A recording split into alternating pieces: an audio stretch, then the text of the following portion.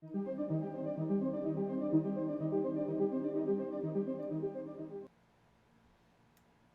Clint, and welcome to Swatches Livestream number 34. For this episode, we're going to be taking a look at the finals for the Spades Shop Art Challenge that we started 2 weeks ago. It is a sci-fi workshop. We currently have, we do have 7 finished images, and we're going to be looking through those and doing some discussion and some paintovers, and also just talking about some of the art techniques that you can use in order to improve those sort of images. So if you're watching this and recording, and I remember to, there'll be timestamps down below in the description. Otherwise, then we'll just leave a couple of minutes for people to join on live. And of course, I'll be taking your questions live from the chat during that. So feel free to let me know anything that you'd like me to answer or address. And it can be in art in general or about this challenge in particular. If you're new to the stream, then I am illustrator Clint Cearley. I am best known for my work for the game Magic the Gathering and for Swatches, the channel and educational materials that I put out here. Alright, so it looks like the stream is going. Evan dear, good night. Oh, you must be on the other side of the world. Yeah, it's just 2 in the afternoon for me right now.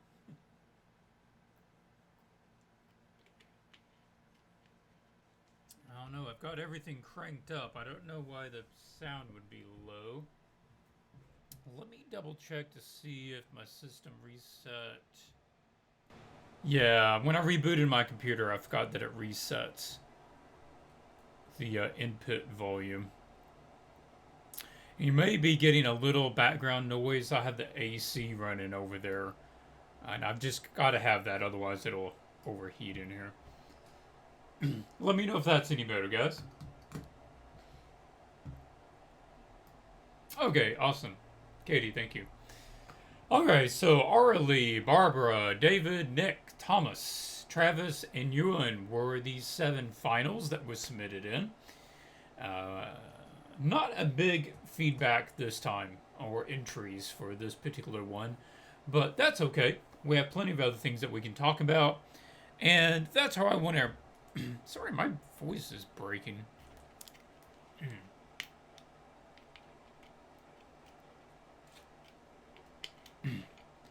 And that's what I want to go over is some art techniques and ideas that you can approach an image with that maybe you are not familiar with and maybe could speed up your painting process.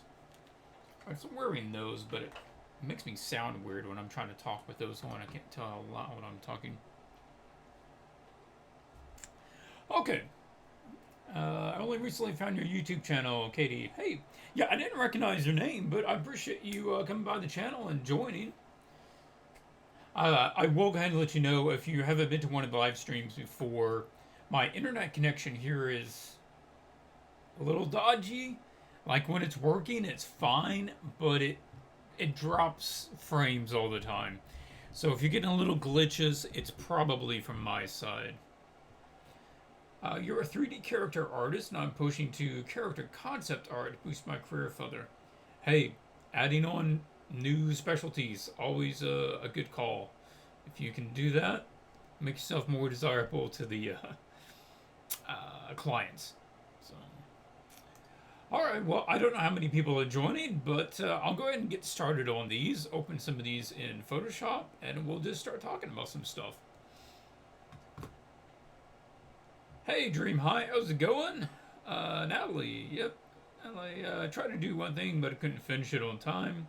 Sci-fi isn't my thing, but I'll try next week. Won't miss it. Natalie, I don't know if you've ever gone out and watched the videos by FZD. He has a different name for his YouTube channel. It's like Brush Sauce Theater or something. But just look up FZD, and one of the things that I remember him saying in his videos was that there isn't a difference between subject matter and designing subject matters, whether it's environment or a character, or whether it's sci-fi or fantasy. It's the same in that Forms are still the same. Shapes are still shapes. Good composition is still good composition. Lights, colors, all of these things remain the same. And how you go about designing something that looks good and believable works in any venue. So if you can kind of get that in your head, then it doesn't much matter what the venue is. You can still approach it with the same kind of thought process, and maybe it won't be great, but at least it'll be decent. You know? So I might check out some of his stuff. Yeah, excellent, excellent resource. Occasionally, I just like to go out there and watch some of his videos just for some new ideas and get ideas of ways to process something. Will you show the process of your new magic cards? Oh, yeah, I guess I had 2 images that were spoiled or released within this last week. And yeah, at some point we could go over those. I don't have all those files set up to go over right now, so we can't do it like that. But I'll see about collecting some of those together, and maybe we'll put that into a video. Alright, going alphabetically, Arlie is first up, so we'll open this. Vinde, sup? Hey, sup? I've got some reviews to do here. It's Paintovers. How's it going with you? Right, so I am in Photoshop, if you're not familiar with Photoshop.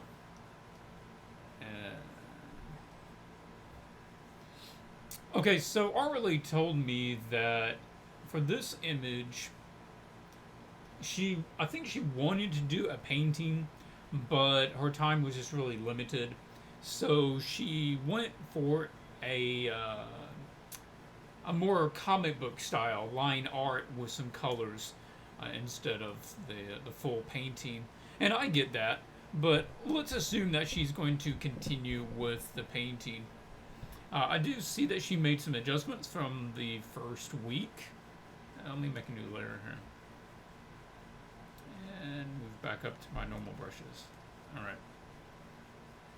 So I am liking the general composition. Like I mentioned last week, with him being closer, these two are back further, and just having that big guy right there really lets us know what's going on in this shop. So that's nice, and we get quite a bit of this scene back here.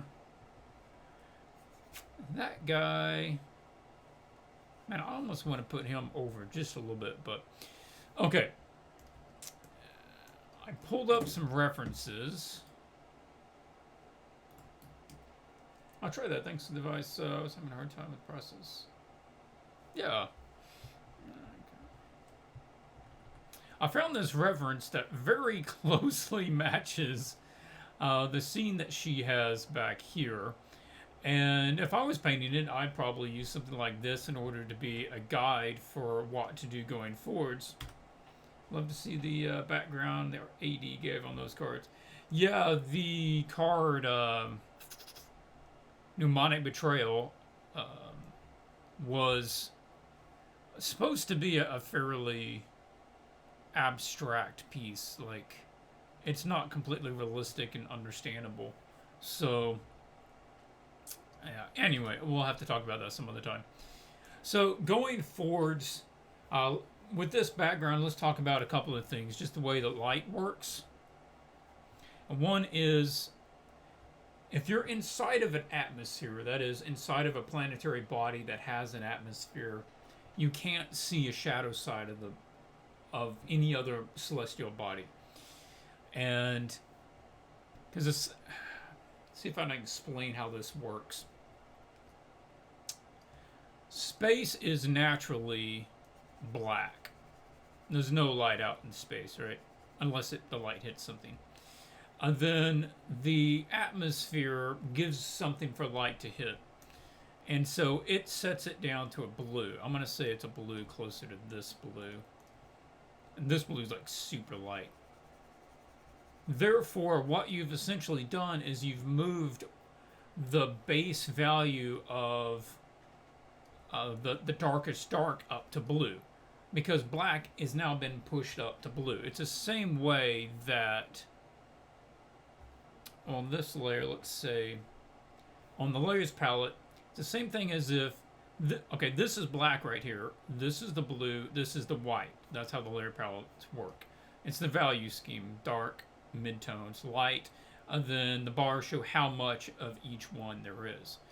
So if I move this up, that's what atmosphere does. It moves the baseline of what can be the darkest dark, and this is the lightest light. This would be moving down the lightest light. And therefore, the darkest thing out there can only be as dark as the sky. And something can only show up if it's lighter than the sky. That's why you can only see the light side of the moon. You can't see the shadow side of the moon. It's the same color as everything else. And so here, in order to offset that, what you want to do is set up a lighten layer, and then you pick whatever the sky is, and then you paint over your planetary body. Now in this case, only that much would show up. And the same thing with this moon down here. Only things lighter than the sky can show up in the sky. But that would be more accurate. And that's how you'd figure that out. But you would get, I want to say, more tones like this would be more realistic. So let's scale that up a bit. And I'm trying to match this to the horizon line right over there. There. That would be a more accurate sky. So how do I want to do that? Give me this guy.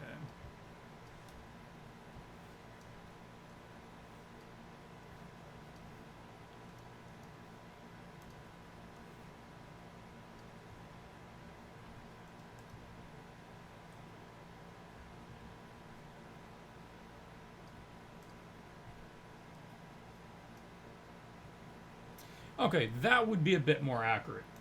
And let's say I'm going to throw a mask on here. I just want to quickly paint out as if I was mocking this in, all right? And that's all I'm going to be trying to do with some of these paint overs is mock in what I'm trying to talk about.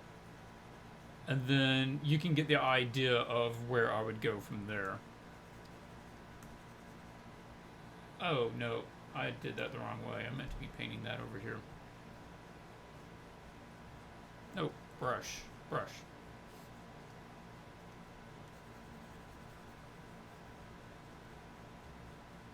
If you're commenting something to me in the chat, then put @Swatches. It'll flag it in orange. Otherwise, I don't read all the comments that are not flagged in orange.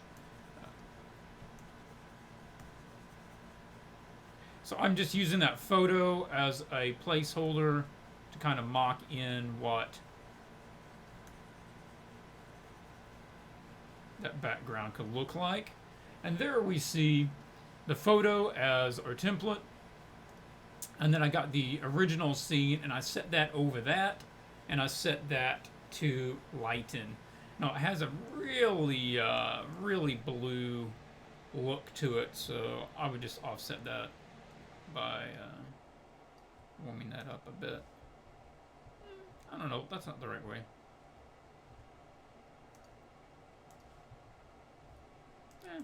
Close enough, I guess. Yeah, same for the when you seen the moon. I talked about this in one of the paint overs, my early paint over video. I can't even remember which one it is, but somebody had a moon in the sky. So I have mentioned it before, but it's probably been 2 or 3 years, so I'll go ahead and mention it. Do you make your own brushes? I make some of my own brushes. Not all of them. Let's see. See if I can give you an overview. So some of these are just standard. I save particular sizes that I like. I like using some ellipse brushes. And so I do make those, but they're super easy to make, the ellipse brushes. And they give you just a different feel. It's kind of like working with a calligraphy brush. Then of course you can change the tilt to over there. And all you have to do is, if you want to make one, just get the regular round brush. Then right here you can squeeze it so it makes it all flat. And then put a little tilt on it. And it gives you a really hard edge. And it makes you paint a little bit different. You kind of start thinking in terms of planes, which is a good practice for your painting. Like blood splatter. Somebody else had made a brush with this. It's not blood. It's watercolor that somebody made a brush out of. So, you know, I downloaded that one. And I can't remember if I made that or not. So it's sort of a split between them. Yeah. Okay, so that would be one idea. Then where you would go from there is to get you know, let's use one of the elliptical brushes just for funsies. And it's got some color change to it. And then you come over here and start messing around and kind of changing this up to be, you know, whatever you want. Maybe you are changing some of the islands around, and you can just kind of color pick. Oh yeah, that's still set on point simple. I was working on something earlier. I hardly ever set it on point simple, but I needed to, and I forget to put it back. So you can start doing this. This is a really good way in order to do concept art. Is grab a photo that has some similarities of what you want, but then come in here and start adding in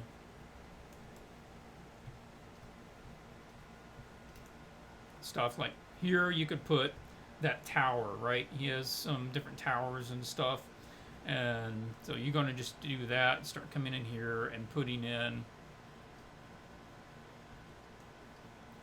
some different shapes. And that's where you'd start with, is some of these are just shapes until you find some shape language that you like. Kind of a sci-fi shape is having things offset, or maybe they get a little bigger at the top. We don't do that much in real buildings, of course, because structurally that's that's not ideal, is to have the top bigger than the bottom.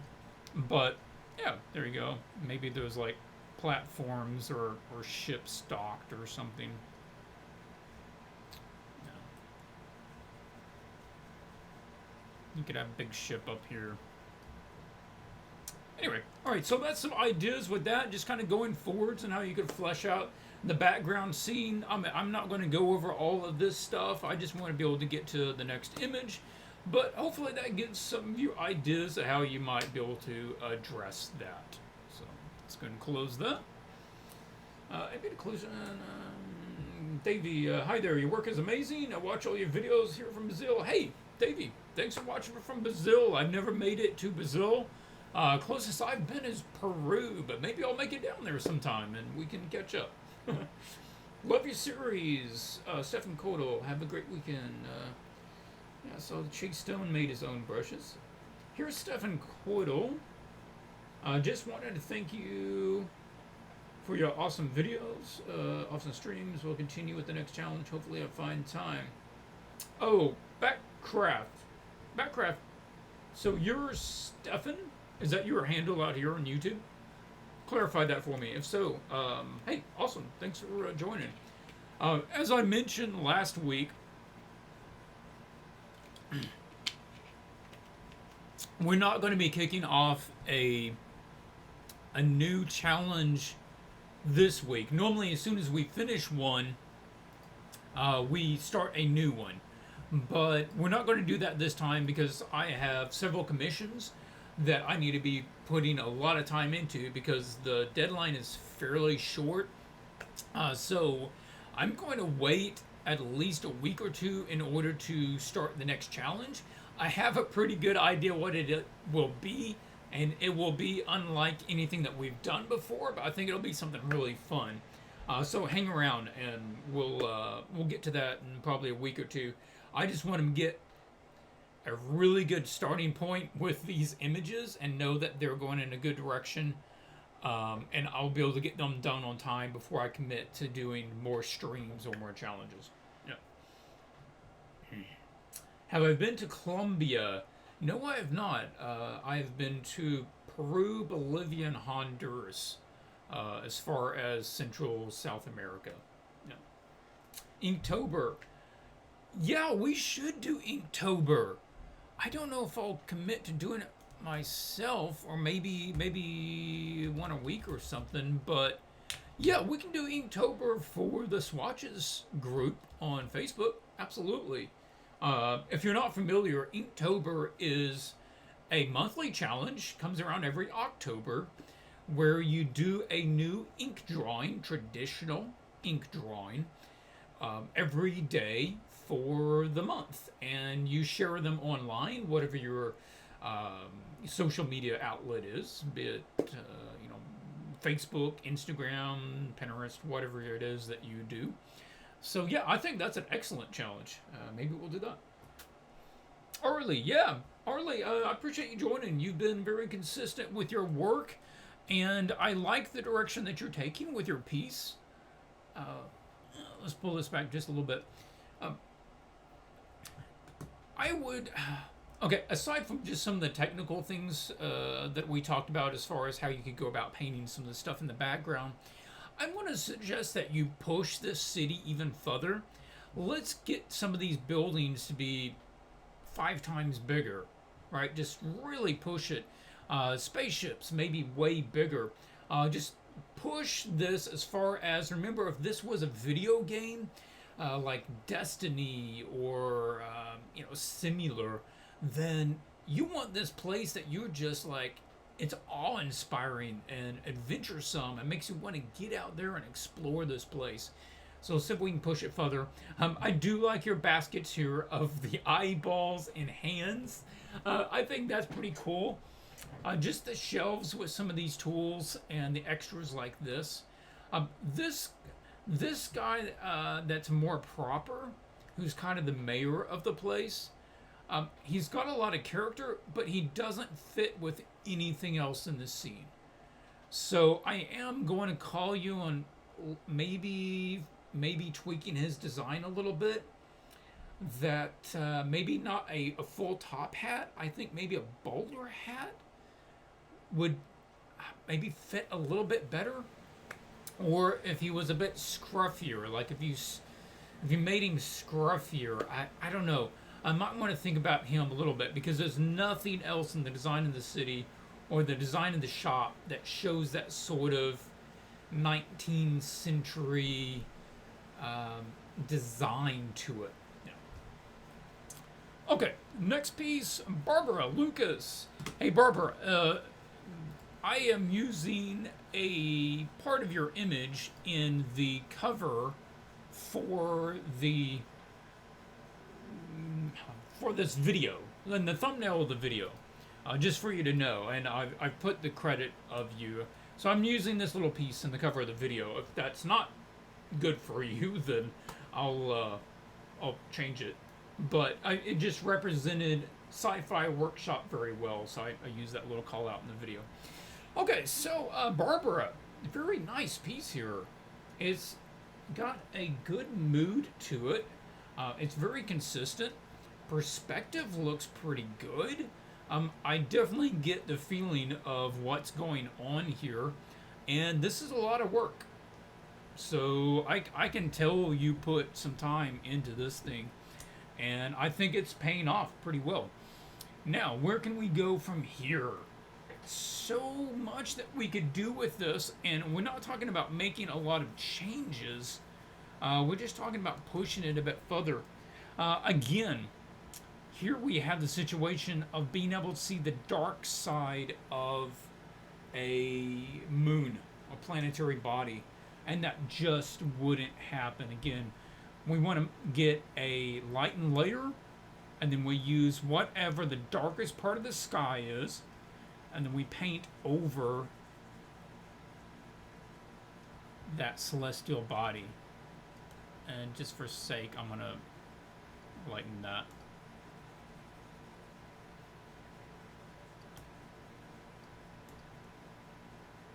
that one would basically disappear. Now, I can say that that would happen in this case because I know that this has an atmosphere. There are clouds. So, uh, you could get around that, I guess, like, if this was a planet that had no atmosphere, like, aka our moon, then you would not have that happen. If you were on the moon and you looked at Earth, you could see the dark side of the Earth, but it would be against the black of the outer space. So even the dark side of the Earth would be lighter than outer space. So I just don't see that happening in this way, unless, I mean, I'm just trying to think, in order to justify the way that that would work, you would need to be on a planetary body that had no atmosphere and there was some sort of nebula behind it, something that would catch light without being another planetary body. And if there was a nebula or something behind it, so that the dark side would show up. And I'm talking you through this so that when you come across this sort of situation again, and if you work at any in sci-fi, you're probably going to come across this situation again. So you just kind of, you know how to logically work through that so that your image is consistent. Okay, now what else could we do? All right, a couple of things that come to my mind with this piece as far as pushing it a bit further is, on this guy, he's nice and big. And that's cool. I like him front and center. We connect with one of the main characters of the scene. His stance looks good. What he's doing looks good. And I think this is one of those times that the pose and the action that's going on immediately tells you what's going on. So props on that. The folds here look very generic. And his shirt is very generic.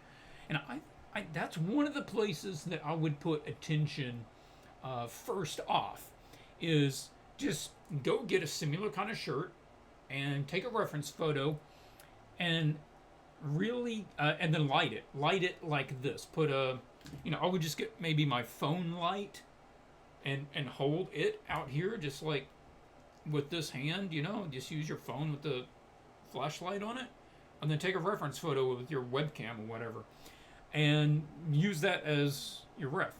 And that would really help push it up, just having those accurate folds and the lighting on them. Yeah, I think the values are really close to each other, like the building in the sky. Yeah, this is all pretty limited, and in one way that's good because it separates the value scheme of the background from the foreground. So that's cool. And then this is dark. But I think we could probably do that.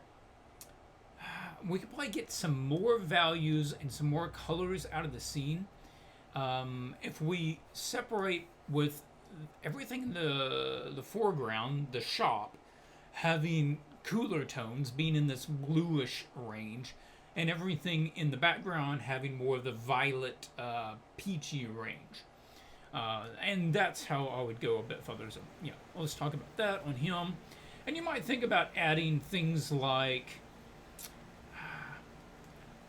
a little tech thing right here that maybe has some little ports on it, or just like a little glowing thing on it.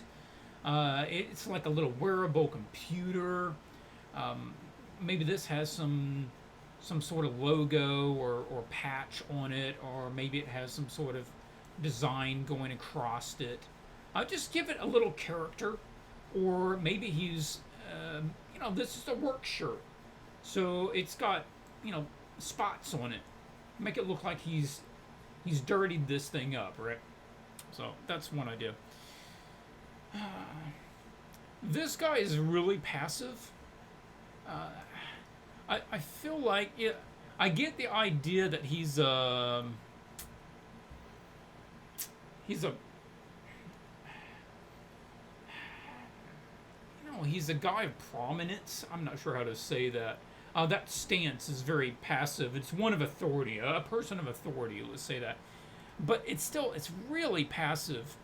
And maybe if he was just looking at a monitor, or he was examining something, or like if he was like standing over here looking at a monitor, I feel like that would just have him doing something, interacting with the scene a little bit.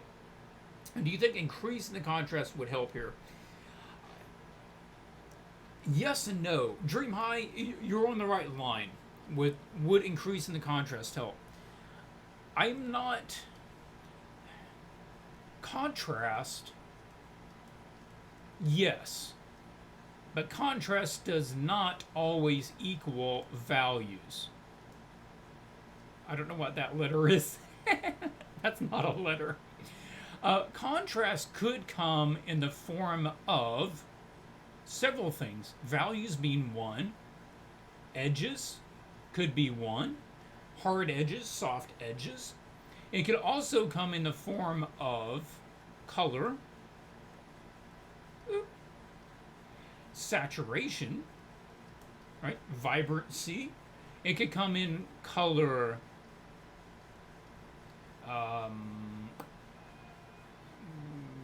Let's say temperature. Is it warm or cool? And I think that is the sort of contrast that we need, not just values. Let's go back to one of the reference images that was in the original group.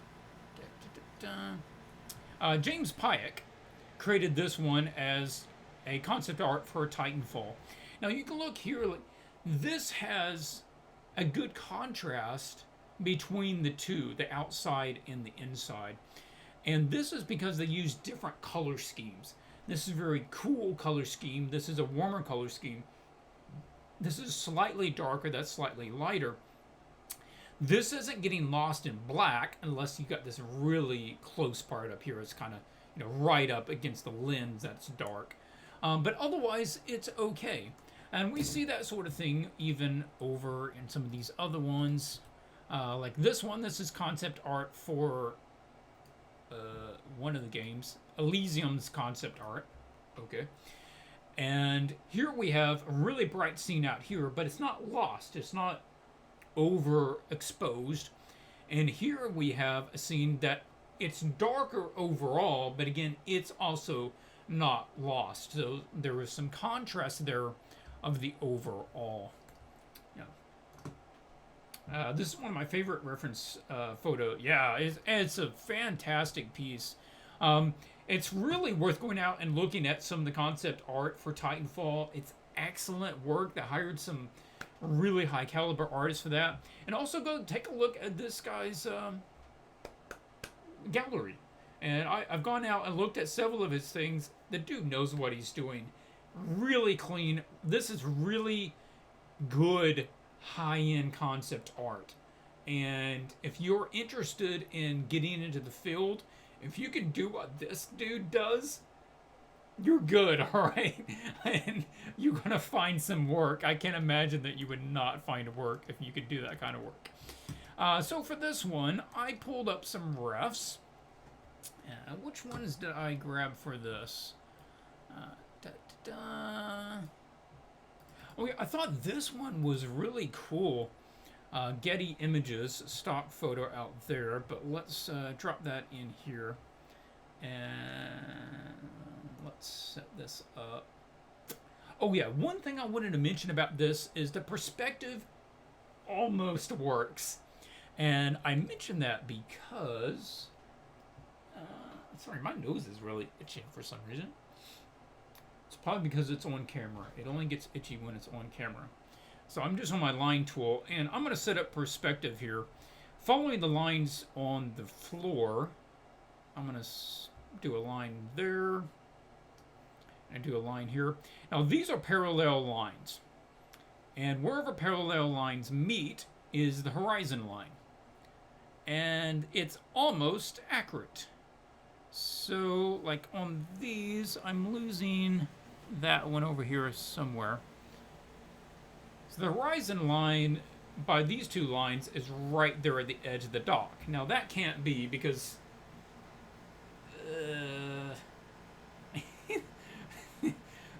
There's got to be something beyond the edge of the dot door right there.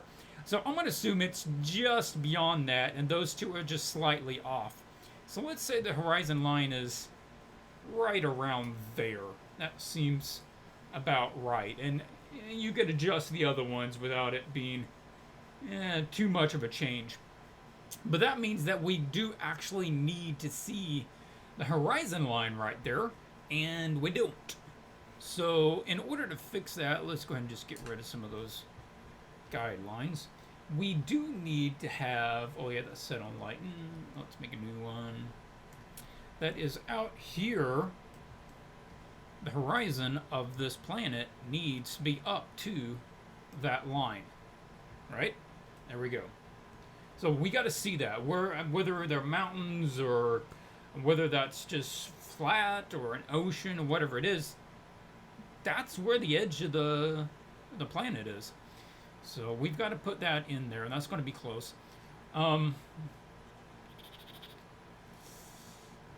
It could be below that. I guess you could do that. We could treat it like that.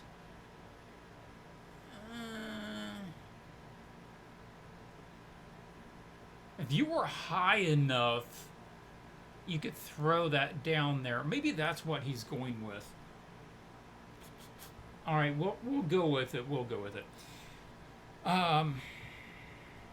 So here was this image. Let's run with this for a minute. Who knows? I'll get there one day. Do you have a favorite site to look for references, or Google Images does the job? Good question, Cleverton. Google Images is really good, and if you are not familiar with some of the extra little things that Google Images can do, let's make sure that you're familiar with that. So you come out here to Google Images and say you want a beach. Now, there are tools that it offers.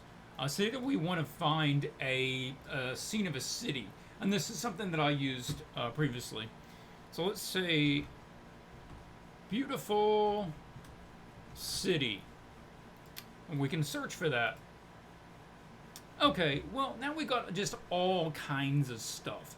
Actually, that's not a bad reference right there. So this is kind of one of those things that you gotta look for. This immediately gets my attention for this project. Why? Because there's a big disparity between this part being lit and that part being lit. They use two different color schemes, right? One's really warm, one's really cool, and they work together well. And I know they work together well because it was photographed that way. And so there's an internal consistency between the two of them. And so that can work really well as a ref. For this one, even something like that. But say, hey, I really want a warm scene. Well, you come up here to this, and you can pick which color that you want out of its a little menu. And boom, there you go. And it's going to give you colors, images of colors that match what you're asking for. So make sure that you're using that little additional color option. And you can also do like black and white or transparent if you're looking like a ping image anyway. And that can be really helpful in order to define down what sort of image that you need. Yeah, Pinterest can be good. I use Pinterest mainly for an idea board, artwork that gives me ideas of how to handle things. Pinterest is excellent finding tutorials, really short tutorials on like how to draw hands or how to paint glass or whatever, a short little topic you're looking for. Other reference images, if I'm trying to find poses, one place I've looked for is the reference area over on DeviantArt.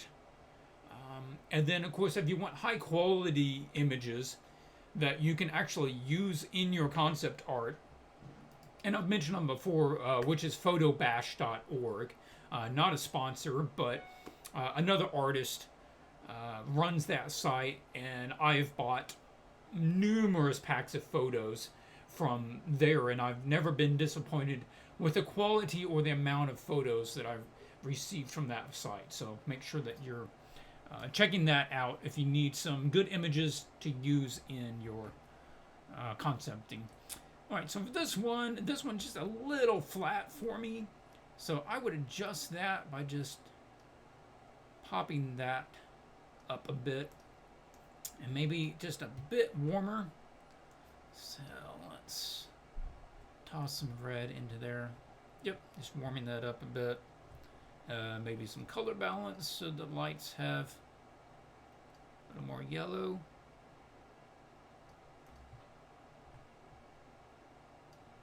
So there is a similar color scheme, but it gives you just a different shape and a little more variety of color. And this reminds me a little bit of the other reference images right over here. If you take a look at this one, see that's really nice. There's some good lighting and some good shapes going on there, and everything's very elongated and there's a lot of depth to it. This one doesn't have that much depth. So if we got this image and we set a mask on this, let's turn this off, and we have a sample all layers, and I'm going to use the quick selection tool, and I'm just use this quick selection tool in order to just grab all this similar color here.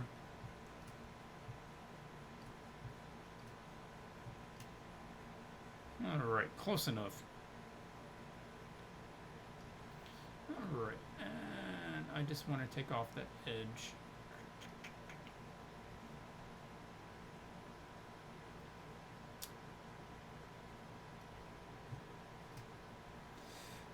Okay, now I'm going to select the inverse. Nope, that's not what I meant.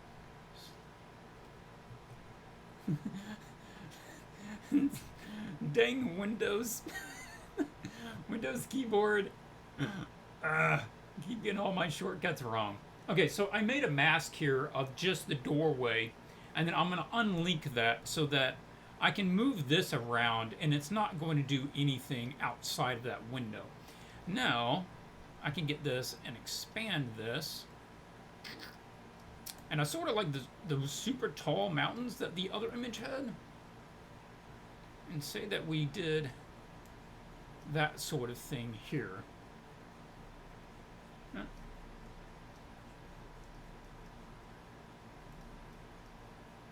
Yeah. And then even here, you could erase to let some of that other light come through if you wanted to. Have some of those planets and stuff up there.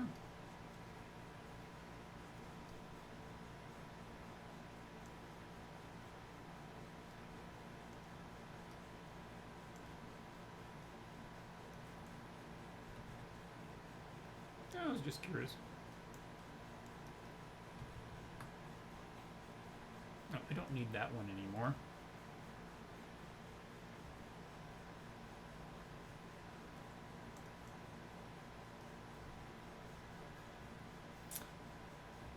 I don't like it with erased. I think that's kind of more interesting. But then we would do the same sort of thing that we did with the other image, where we'd come in here. No, this is bothering me. On this, something else you could do. You can come up to filter and go to blur, surface blur, pull out, pull out. Where is my? There we go. I'm trying to average this out some more.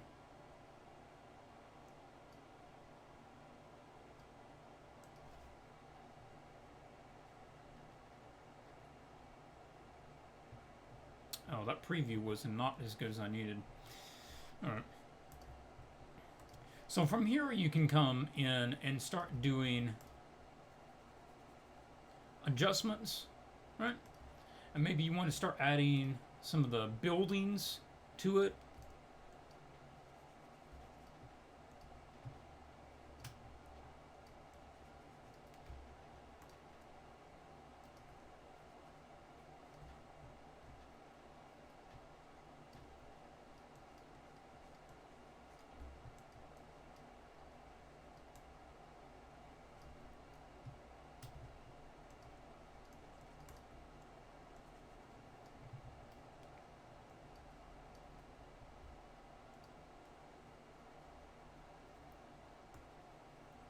And there you could have some of the planets up in the sky, or moons, or whatever it is you want up there.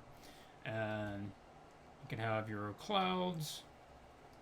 Put some of those back in. And that would help a little bit with that. And add some ideas with the background. But something I really want to touch on here is like a lot of this is getting lost. And something you could do is to get here and then use a brush. I downloaded some brushes that are industrial brushes. I'll show you what those were. Let me go back. So these are the Photoshop brushes. Downloaded this one from Onyx on DeviantArt. It's got all these things in it. Downloaded this one from SERP on DeviantArt. It's got a couple in there. So if you want to go get those, you can go look them up on DeviantArt. And let me go down here. So what we're looking at is a brush like this. And it's got different industrial shapes to it. Right? There's some cool stuff going on there. And you can change these in order to add stuff to a scene. Edit, transform. So say that you wanted to add some rigging stuff up here. Okay, cool. Let's put that up there. And then make a new layer. What else do we got? This thing. I'm putting each one of these on its own layer and then seeing if I want to put it somewhere or use it. Now that can be kind of cool as a like a centerpiece for something massive in the background. So let me turn that off. We'll come back to that one. Do another one. Yeah.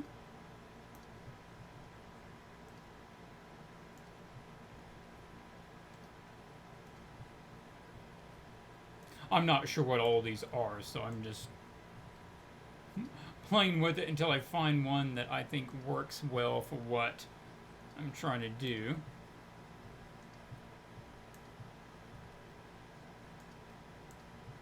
But this is sort of thing that concept artists do a lot, especially with like trees. And I'll show you a place where it was used on the reference images.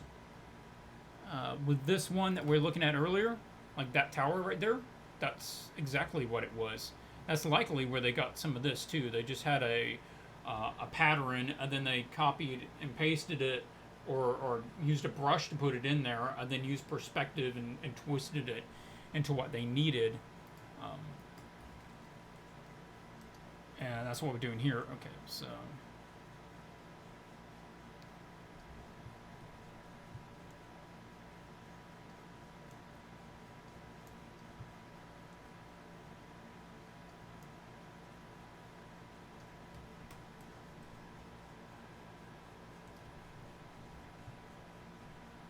So I'll put a mask on that, and then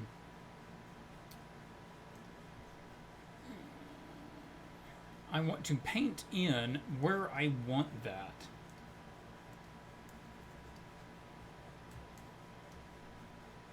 Give me this. Oh no, that's not going to work. Over here.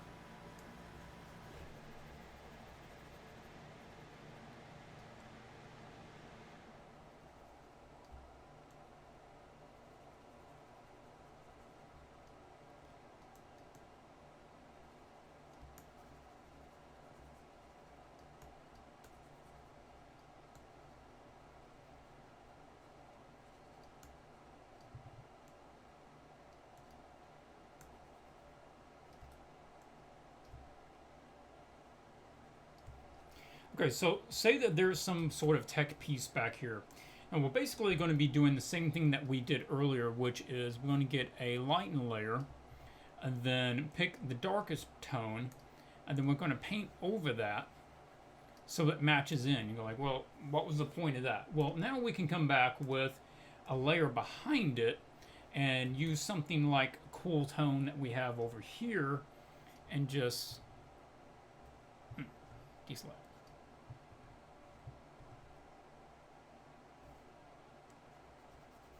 That, oh, I see what I did. Hang on. Painted it on the real layer instead of the other one. Also, is the stream still good? Like, I haven't had a comment, or the comment has not updated in quite a while.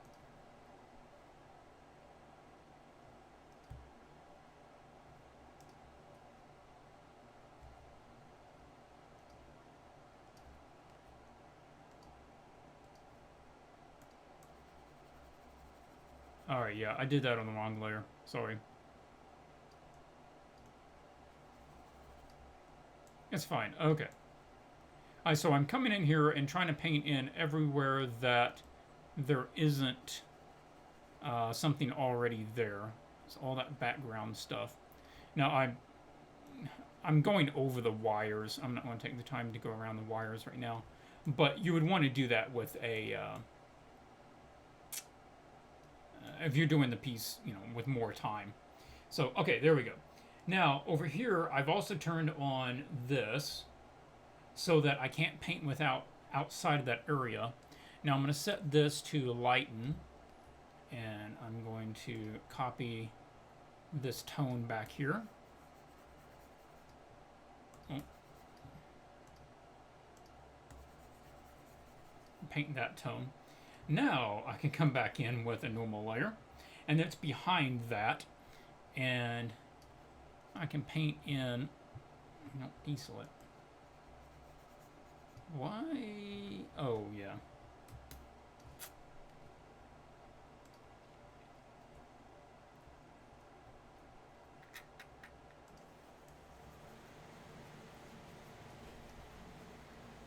Okay, now I've got to do that, reverse this.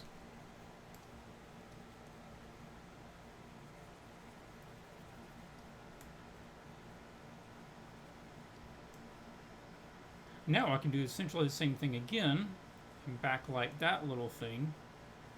So there's some atmosphere back behind him.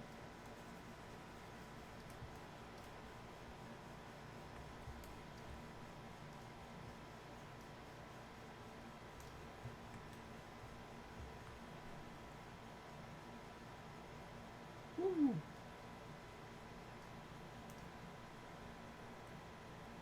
How do you handle mechanical things to paint? Because it can be really hard to paint every straight line on the scene with the brush. Depends whether you're doing concept art or whether you're doing illustration. Illustration is just freaking really long. But concept art, I mean, you can do something like what this other guy has, which is... no, that's not it. You know, if you would get something like this, even grabbing something like this and tossing it on an area gives you something to work with. Yeah.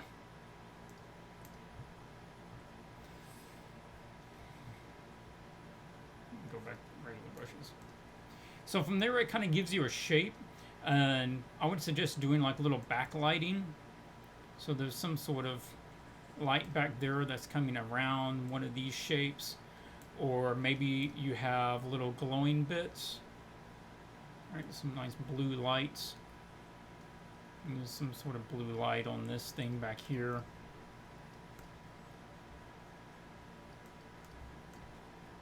And you can start building in shapes for like whatever you need. Just kind of, I picked the one thing that's not a shape like that. Same thing with like this back here. Say that you wanted that in the background.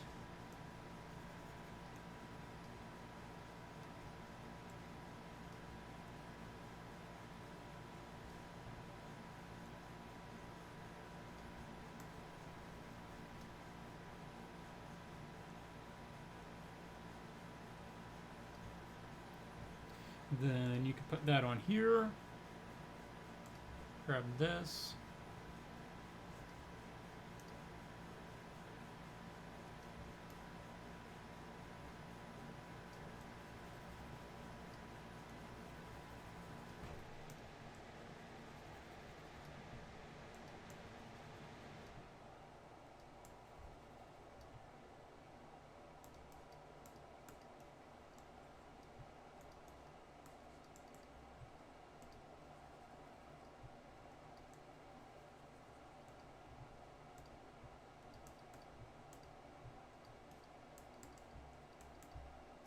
And that would just give you an idea of where to start. And again, you come back with like a normal layer, and you could add extra stuff to it, or if you wanted to add some sort of light catching different pieces of it, you can do that too.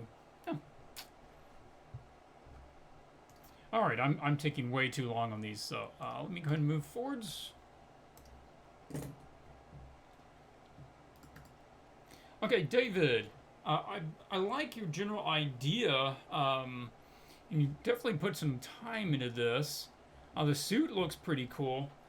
Thing is, the perspective's wonky.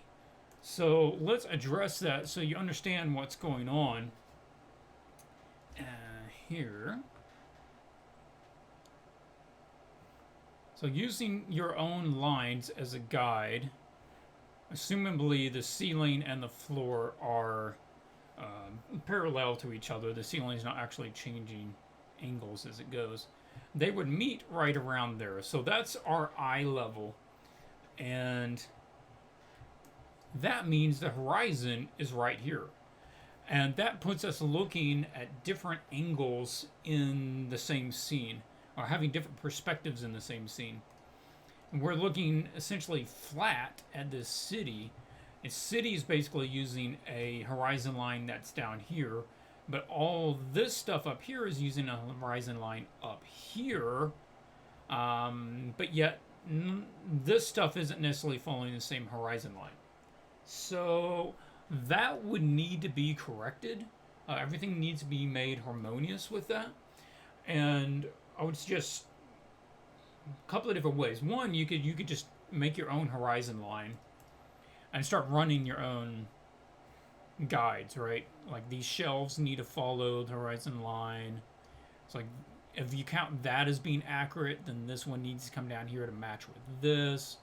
And then any of these parallel lines, if these boxes are parallel to the wall, then they also need to match this perspective, right? Okay. Then there needs to be another point over here somewhere that matches with this angle, so that all the things running this other way need to match with that angle. So you kind of got this isometric view for the foreground with a different perspective for the background. And make sure that you're getting that accurate first. I know you said, like, sorry I couldn't finish on time, but it's not about designing the armor. Don't worry about designing the armor and getting the lighting right and working out the design of the folds on the shirt. You got to get this stuff first. The rest of it really doesn't matter until you can get this down first. So you could do that and run all of your own lines. Two, you could use perspective guide brushes, and that's what I have here. And there's people that make different perspective guides, depending on what you want. So let's go with this one. And I'm moving this brush to match up with about what you have. I'm looking at this, trying to get this main angle, because these guys look like they're matching up, or he's matching up with this angle pretty good. So I'm trying to find an angle that matches up with those pretty close, which would be right around there. And that's pretty close to what we came up with originally. Right about there. And I'm going to just expand that out.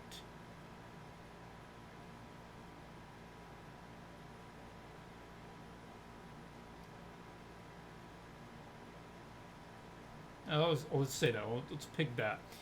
And this is fairly accurate. So now you can see where the guide is and where the image would need to adjust to it. Let's grab a couple of pieces and just kind of show you. So say that we grab this guy and the little porch area, copy and paste that. Now I've got to get this to match up with the other point. I'm using the control key, holding it down. Now look at where that matches up with this one. And I need this side to match up the same spot on the line down here. Then this angle is different. I might have to tweak that by itself. I don't think I can work out both at the same time. So like this. That needs to match up along that line. The bottom needs to match up over there.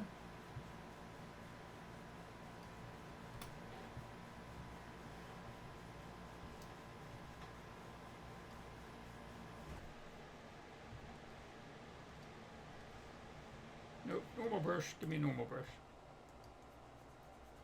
So there we can see that's now matching up with this line.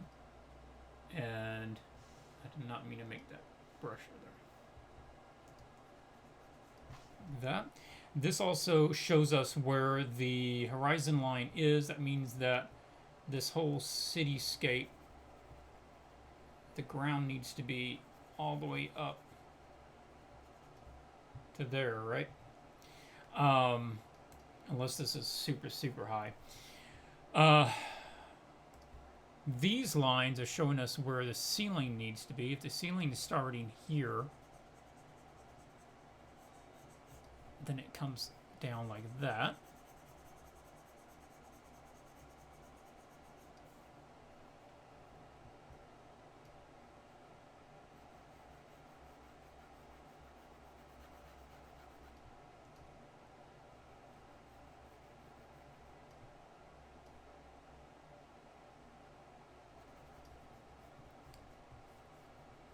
This also can tell us how big the people are on this scene. So you take his head level and say her head is right here. Okay, so following that down this line until it reaches the same line that his head is on. Okay. And then we can do the same thing, like his head would be over here on that line. And then you can see that she is a bit small, her head. His head's coming down to this level. Her head needs to come down to like, she needs to be significantly larger. Let's grab...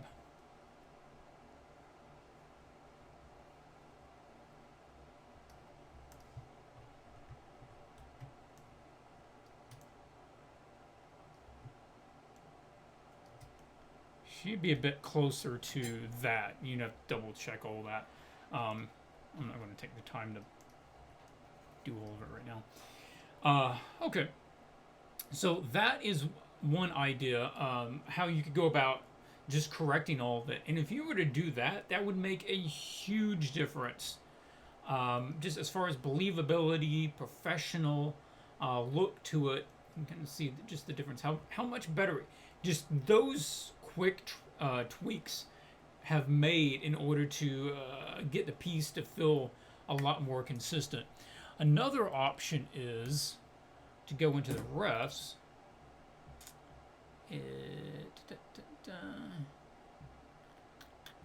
Which ref? Like here. Okay, let's just grab this.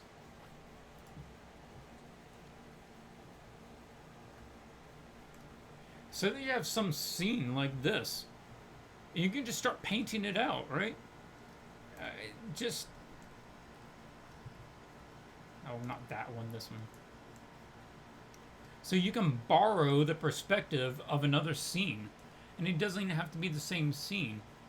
This scene already has accurate perspective. And what you're going to just start doing is substituting your own scene and just painting right over it.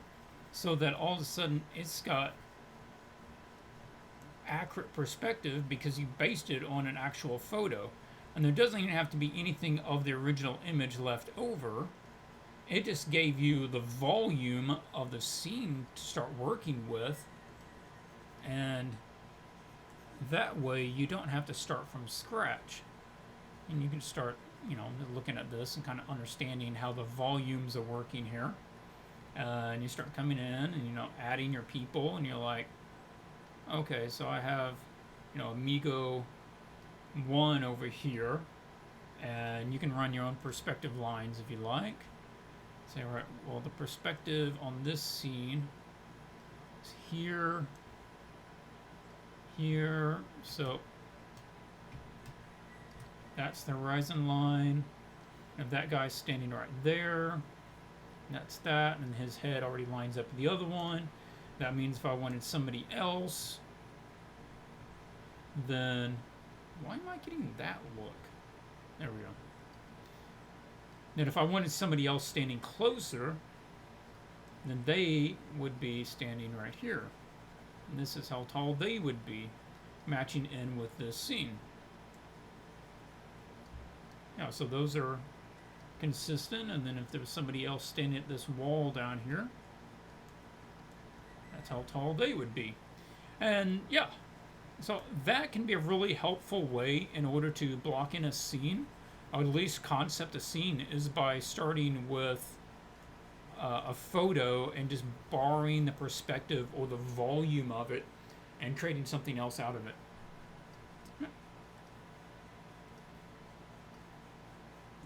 You said that next week you will be working with a short deadline and a piece. How long is the MTG deadline? Oh, this is it for MTG. No. I used 2 perspective points that were far from the canvas. Yeah, but they weren't working with each other.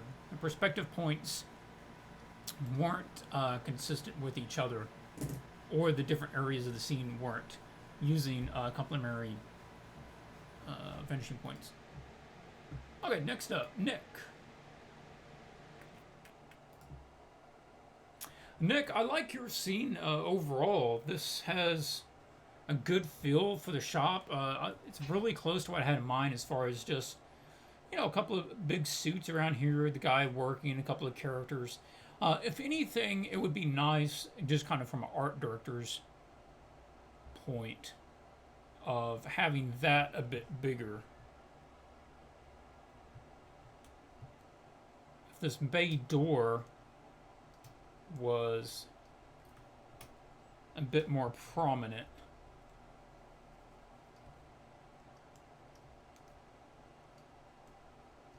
Because the that other wall back there, that's not really doing much for the scene. So I would just cut some of that out.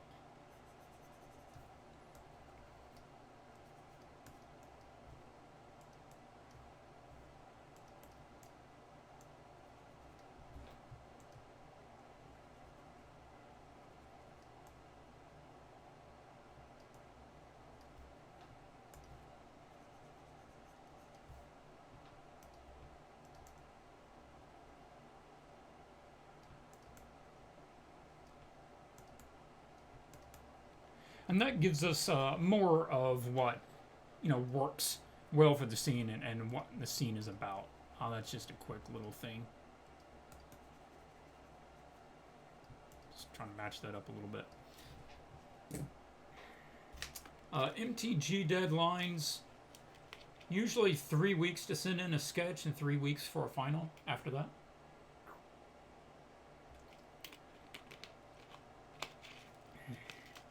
That way it gives the artist, who are almost all freelance, time to shift things around in their schedule and make multiple commissions from multiple clients work together, and yeah, works out well.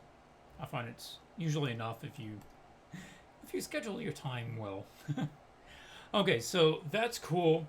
Right now, I would like to see this finished, because so much of this is working well. The perspective looks good. The idea of the color scheme works good, but right now it's limited. This could be painted up and be an excellent image. So let's go back.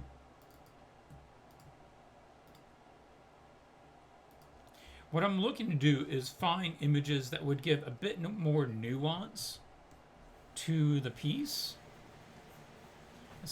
as like colors, lighting. So say that we use something like this as a reference for that, where it's still in the warm color scheme. Maybe we could even match it up a little bit more. But it would give us a bit more color to work with. So out here, you know, you have the shades of slightly cooler tones and the shadows, but the stuff being lit is warmer. Background colors. Sky can be getting a little cooler there at the top. So I would say grab something like that and start using that to just flesh out the colors some. The shadow tones are not really getting blue. They're much closer to gray. There's not much color there. It's just almost just a gray, and it looks cool compared to how much warm there is. Similarly, you could use other colors in the foreground. Let's do like a photo filter.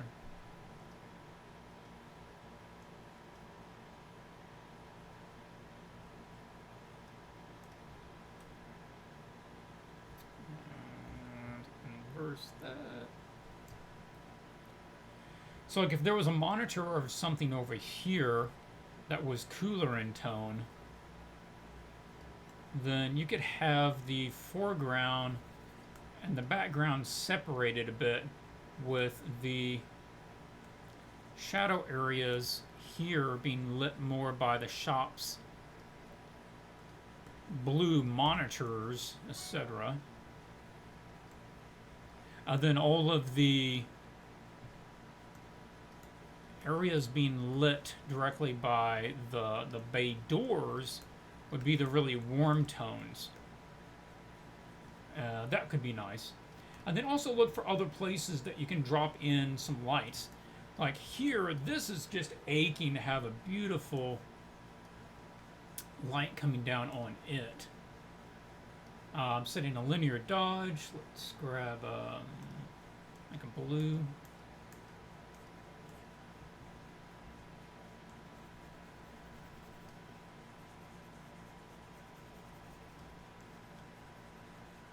So there's this featured object hanging here, right?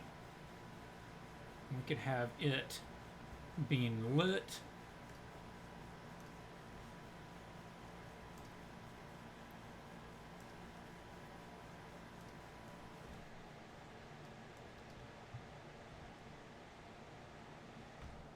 Helps if I'm on brush. So there could be an unseen light back up in there that shines the light down on the main suit that's being worked on.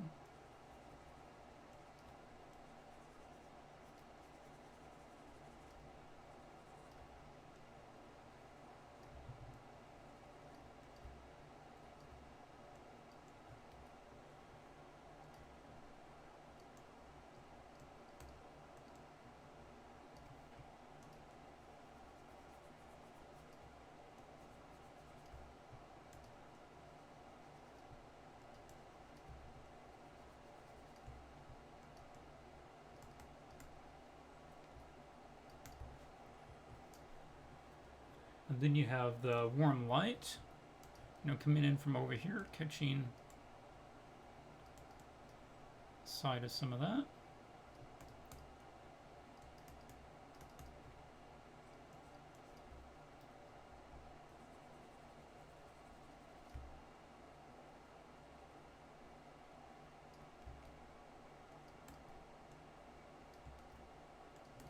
Now we see the drama and the color dynamics going on there and the difference that makes. Yeah, so we're looking to explore how to add more of that approach into some of these other areas and just working with the warm cool balance. And it doesn't have to be cool. I mean, if that's If you're wanting to go with more of an analogous color scheme, then you could even make these some other color.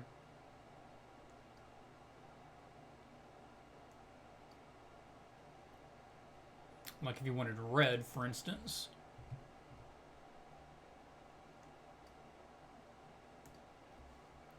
And that way it fits in more with the red tones that you already have going. But, yeah. Yeah, keep going with this one. I like your design for the guys. This is a believable sort of sci-fi work suit. I like the armor designs. This is a realistic way just to pose these guys.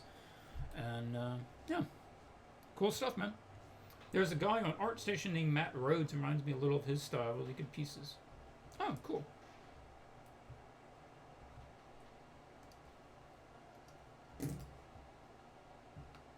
Back. Thomas. And Thomas went a different direction.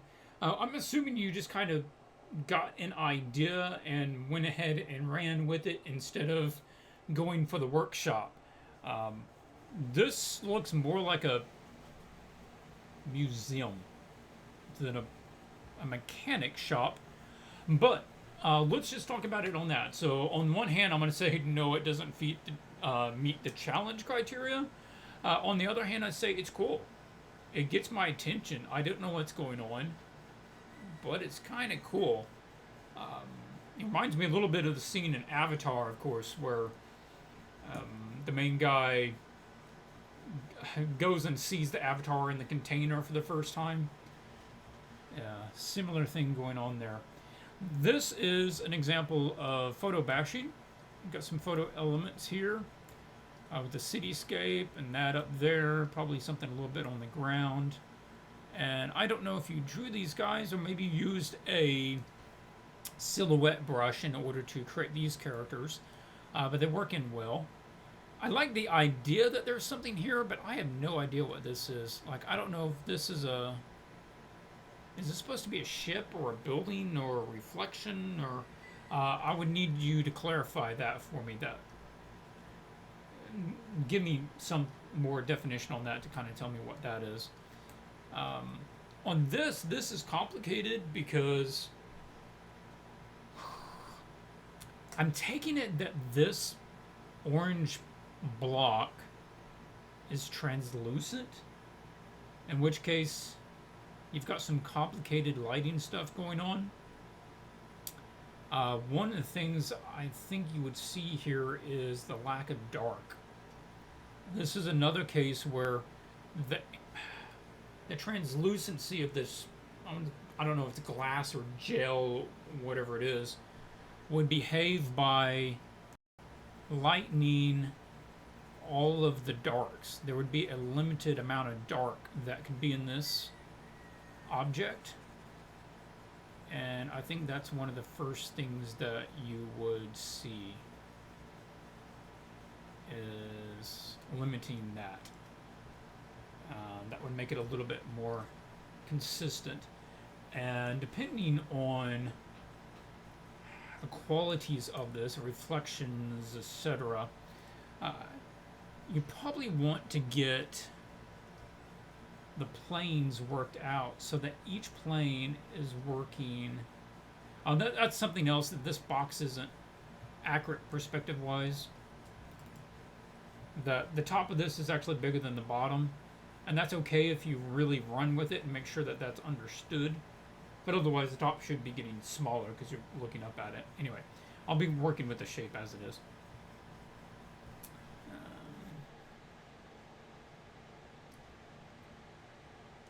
Just to separate the edges, there's probably another light or maybe something over here, and just painting that so that it has a slightly different edge to it, and doing the same thing with, well, the back side of that would be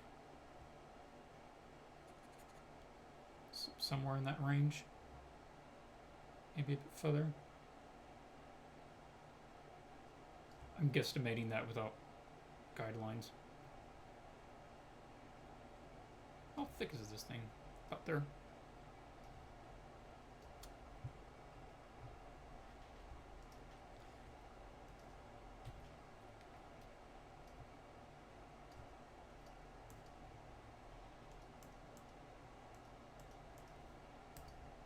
the top itself too. You ought to be able to see if we can see the thing inside of the object, then we should be able to see the top planes of this as well, and they ought to make a little more sense. And wherever the back piece is on that, we ought to be able to see that too, wherever the angle change is back there, and that would have a little more three-dimensionality to it. And I would suggest going and looking at that image or that frame, whatever, from the movie Avatar. It might give you some ideas about how to light it, because this is cool. It's a really interesting. It's an interesting lighting or just situation, and I would suggest running with it, but clarify what this is. Is it like an art piece? Is it a sculpture is it made out of stone and has been embraced and encased in some sort of glass, plastic? I don't know.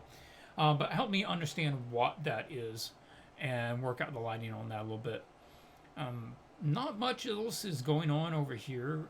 The rest of the scene just doesn't say much. I'm not sure that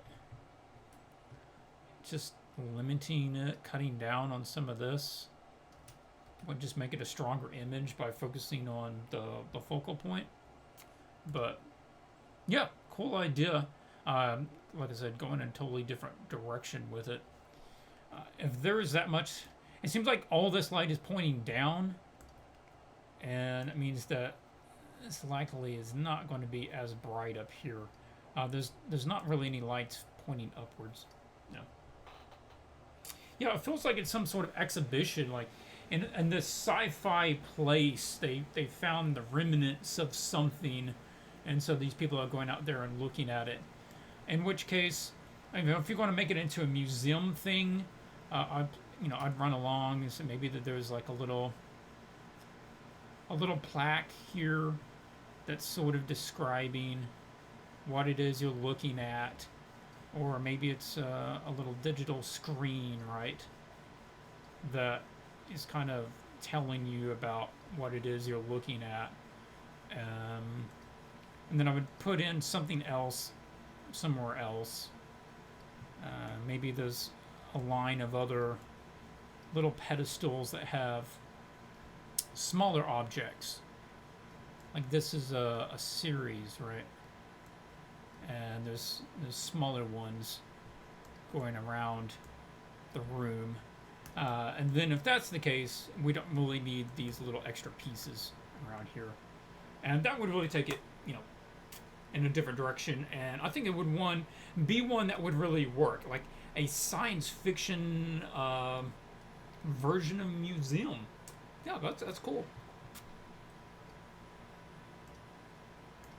Travis has the next one up.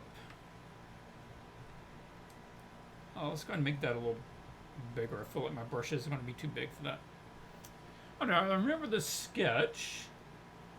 And you reworked that guy. He seems kind of cool. He's got some personality going on. And you worked with these. Another note, we keep seeing this, where light is getting darker than it should be. Any kind of hologram like this wouldn't be able to project anything darker than its surrounding. A hologram can only project something lighter than itself. And that means that, again, we need a lighten layer, and only something lighter than the thing can show up. So the red may be able to show up on that dark part, but it's not going to make anything behind it look darker unless it's an actual physical object. So hopefully that makes more sense. Yeah, I didn't have as much time to improve this as much as I would have liked. I would have cleaned things up more and add more personality to the shop. Yeah, I agree that some more personality would be good. And It wouldn't necessarily take a lot of work. And something like this, look for showing things in two different ways. One is by applying light to them and by silhouetting them. So these, like, you have light on them and allows them to show up. This is some interesting shapes. And it's another place where you want to get something like a linear dodge layer. Let's start by just getting something light. Let's say we got some screens back here. Okay, screens. Assuming these screens are fairly bright. And then we have linear dodge. And then we're going to grab, he had blue screens to begin with. So if we look for ways to create some silhouettes. And also just kind of create divisions in the area. So there, and then I'll put the mask. And now I can paint out where I don't want that light to go, which would be along this thing.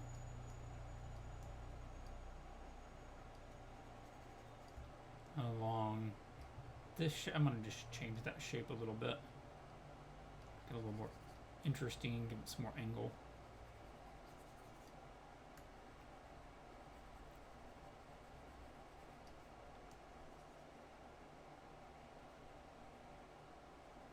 I'm not sure where that arm is doing. Maybe it's his arm up there. I'm just guessing there. Okay.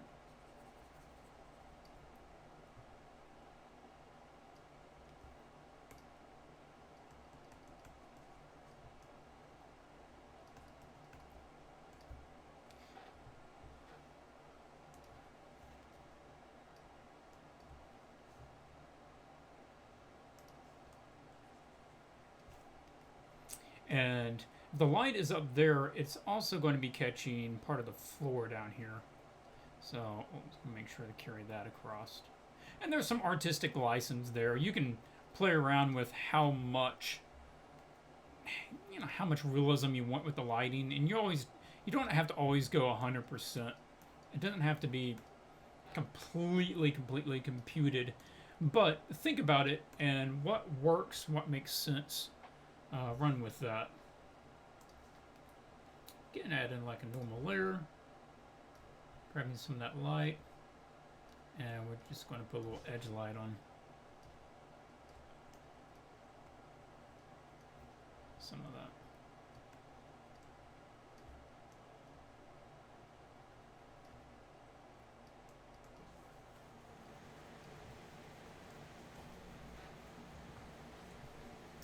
And yeah, and that's, that's a short thing, but it adds more depth to it. And then you can come in with another, let's say we go back down to our industrial ones. It's something that, whoa, that's a little big. Okay, say that we get something in that order. There we go. Change this around.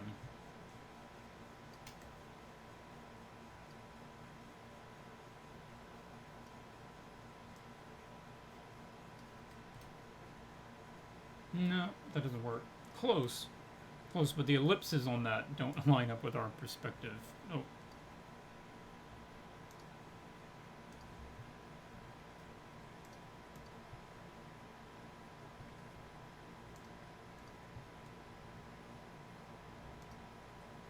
One of these has to work.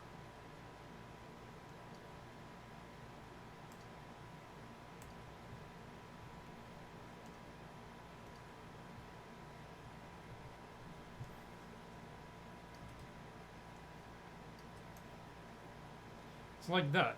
There we go. We can add that in here.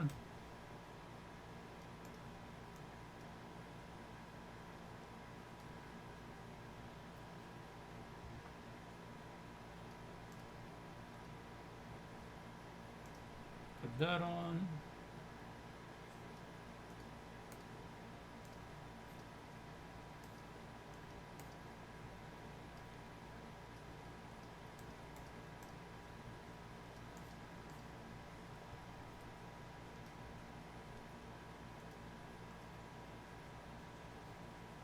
And it's a way to build the dimensionality into a scene.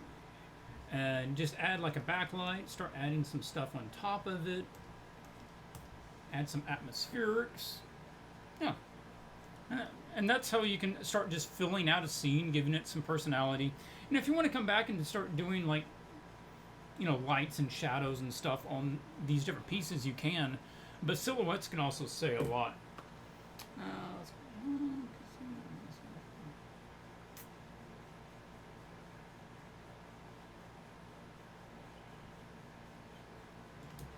Hey Christian, thanks for coming. Appreciate it. Catch you next time. Okay, on the background, this is honestly super generic, and the colors are really muted out. So make sure we're using a ref for that. I think I grabbed one. Oh yeah, I thought something this could be really cool. And these are just like a, you know, Google image. I have no idea who owns this. So, but you can check out some of those colors that are not unlike what you've got, but it just has a nice mood to it. And there's some nice colors going on in there.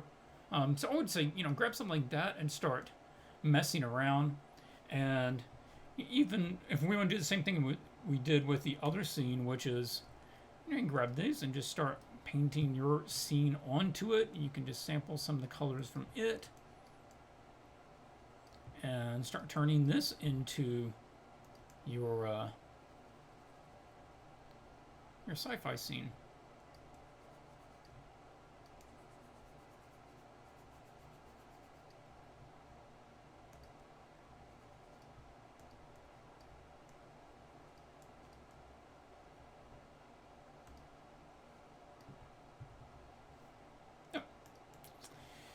Okay, what else? Yeah, we need something on the floor. That was something else. I think you would get to that. Just make sure you got proper perspective on the floor and some sort of tiling or metal sheets or whatever. But, yep. Okay. Last one is Ewan. Ewan, you quite a bit here. Ewan has a note down here that says, "Sorry, Clint, it took a bad direction, I think, and I can't handle the reflection." So he was going to have this sci-fi landscape with a city out here and reflection of the shop in the window. And that can be tricky. Essentially, what you need to do is you need to paint two images in order to do a reflection like this. Paint this background as it needs to be painted just by itself. Then paint this scene as it would be normally. Don't worry about it being a reflection. Don't worry about anything else. And then put the other one on top of it. Like, I'm trying to just get rid of this so I can kind of show you.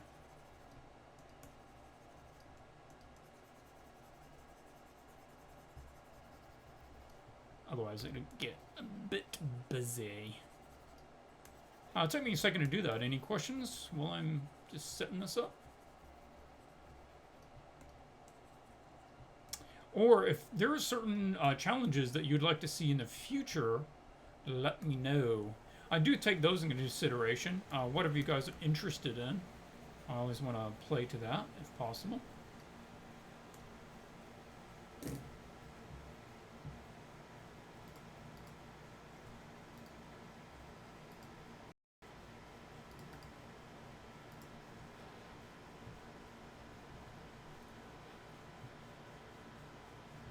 Okay, so here we have the scene sort of set up. I just blacked out the other stuff. Now we have this scene, and what I need to do is set up the horizon line, which is right about here. And then this one has a horizon line. There, that's not going to work. We need a horizon line that matches.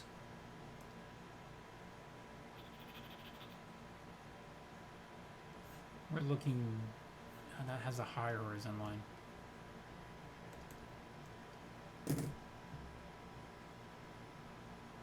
Just trying to see if there was a simple way to do this without having to do it in a complex way. Let's try this, and I'll just kind of show you what I mean. Let's grab this other piece, put it here, and match the horizon lines up. And then set this to screen. I mean, yeah, that would work. But this whole thing is too light.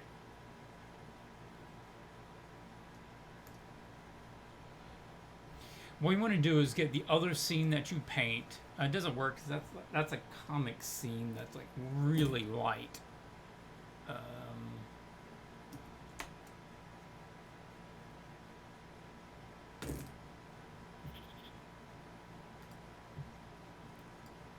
Say we grab something like this.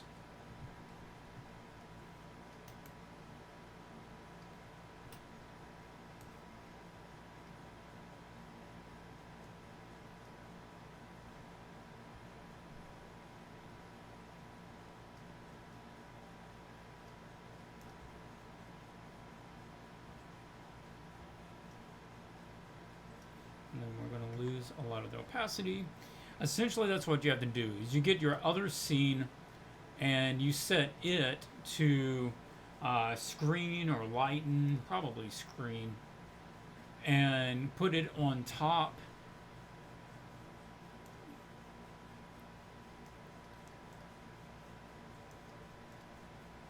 And that way, only the lighter stuff shows up.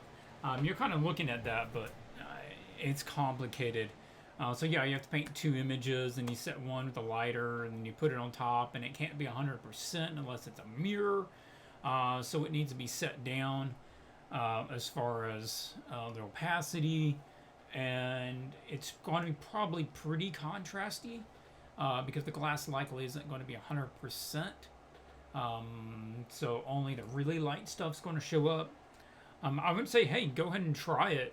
But you'll need to paint two images and then mesh them together, and yeah.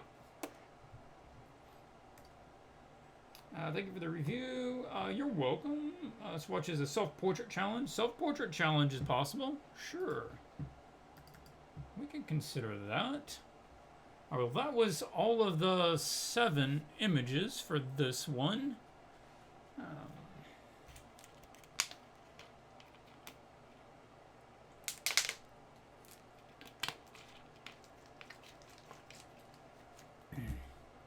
So, kind of just in recap,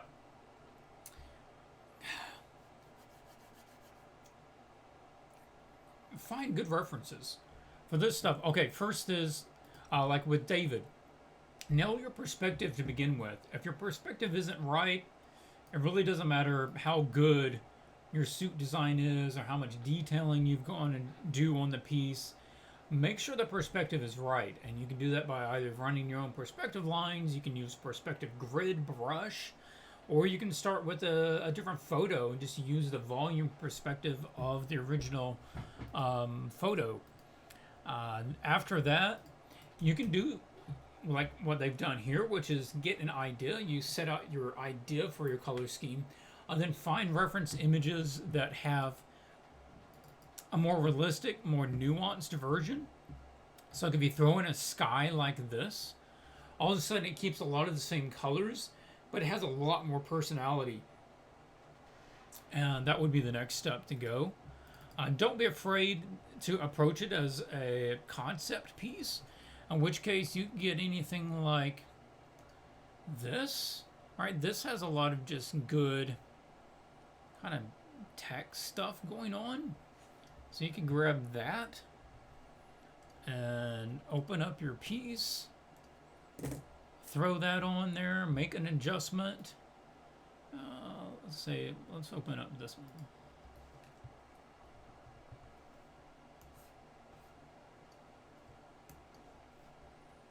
And we can erase some of this. Nope. Oh.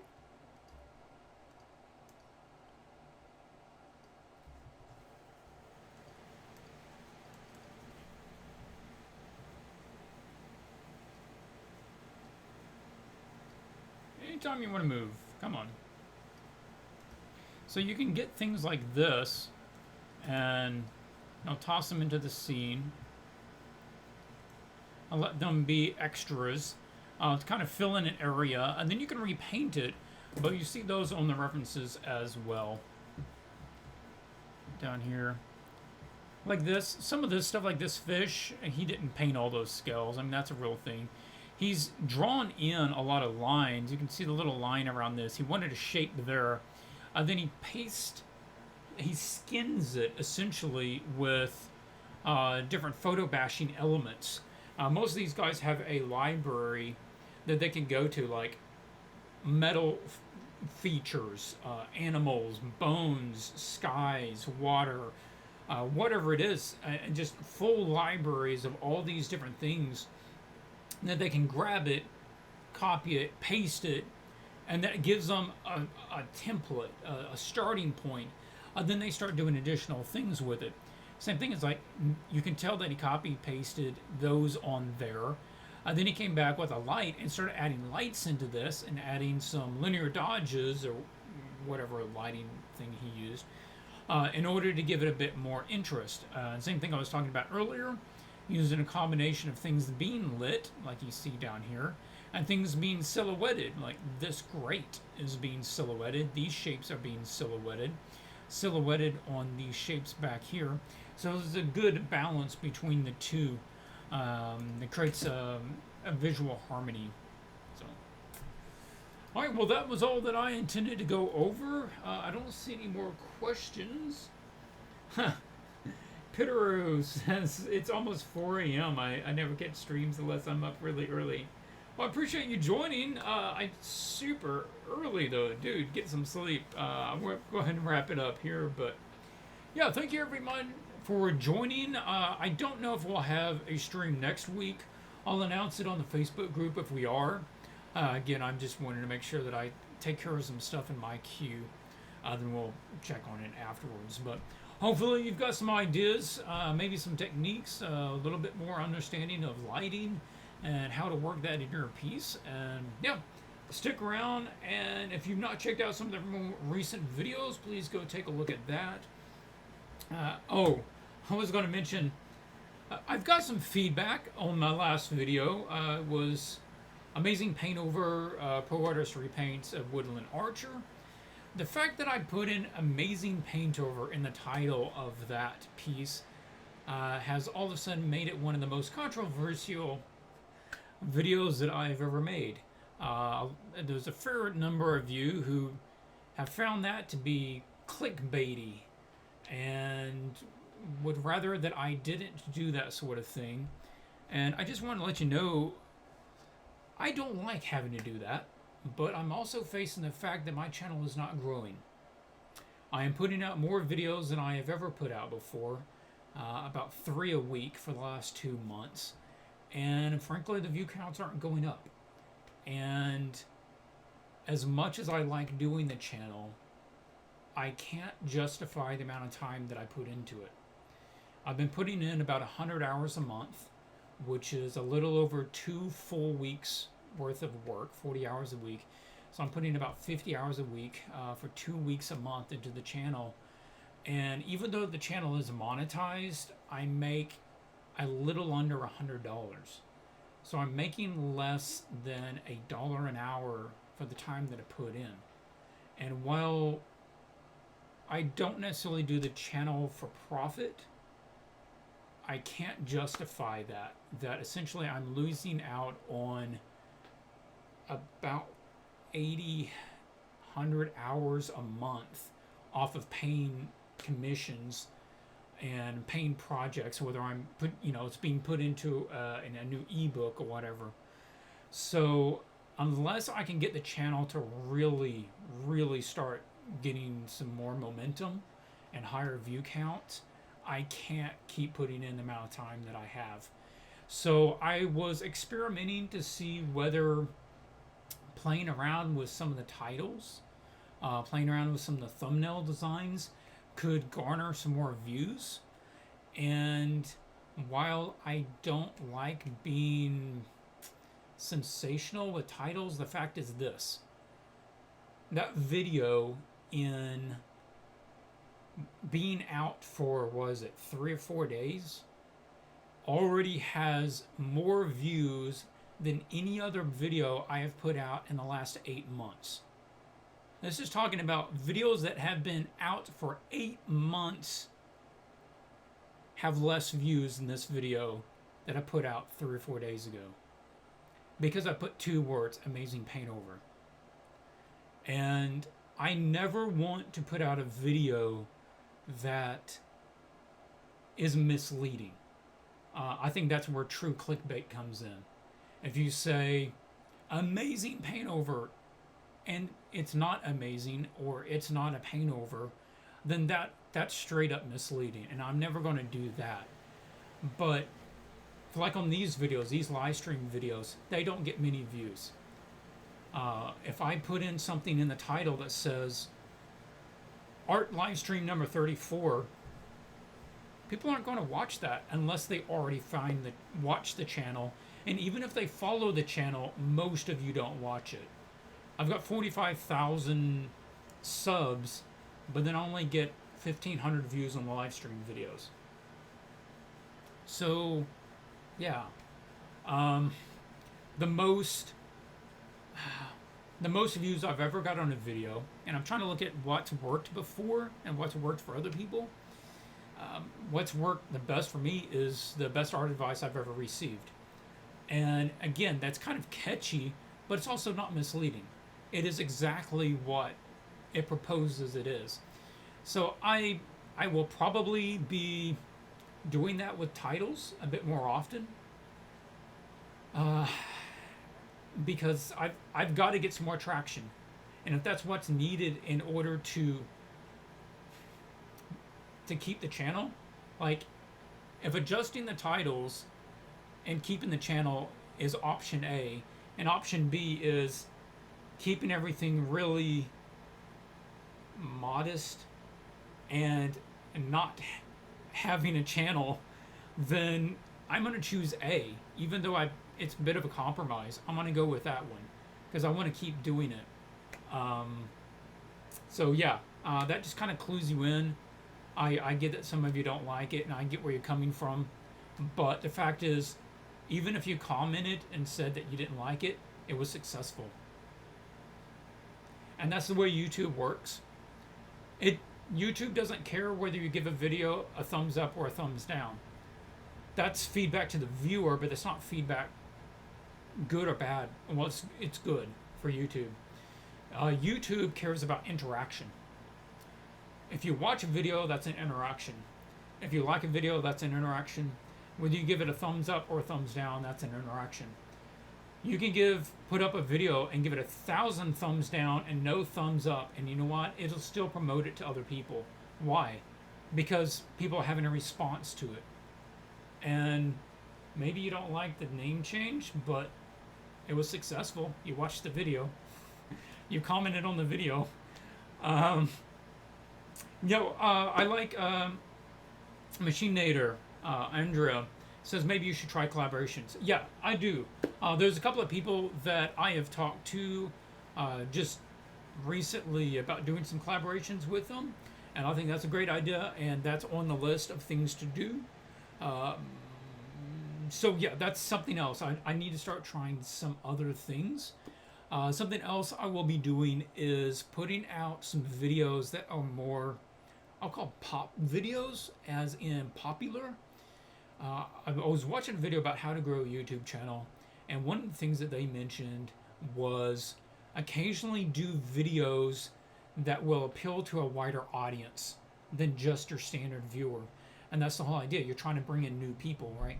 So I will be putting out some videos that are art related, but appeal to a different group of people, a different kind of artist or a different kind of creative, more things on that line.